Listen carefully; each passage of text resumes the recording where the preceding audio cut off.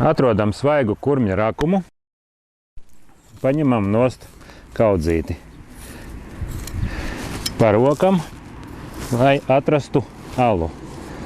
Sākumā rokam nelielu bedrīti un pataustam, kur ir alas virziens.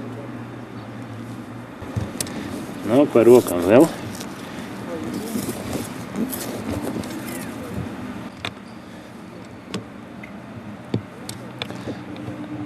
Alai jābūt taisnā virzienā. Ala ir atrasta, un, lai labāk redzētu, nolieku virzienā šīs te caurulītes. Tātad ala ir atrasta. Ņemam slazdu un rokam bedrīti slazda platumā. Vienā pusē nedaudz dziļāk, lai būtu rokturim, kur lekt.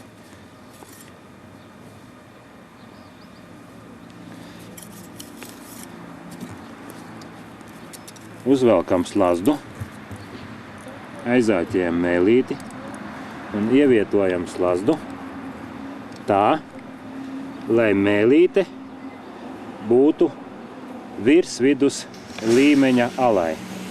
Tātad kurmis, lai lienot, paceļ mēlīti. Vienu reizi nospiežam, lai slazds nostrādā tukšgaitā. Izņemam slazdu, iztīram vēlreiz izsisto zemi un alas caurumus.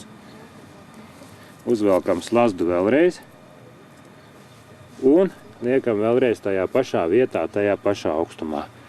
Un nosedzam ar velēniņu, lai nespīd gaisma. Slazds ir ievietots. Kad slazds ir nostrādājis, rokturis ir augšējā stāvoklī.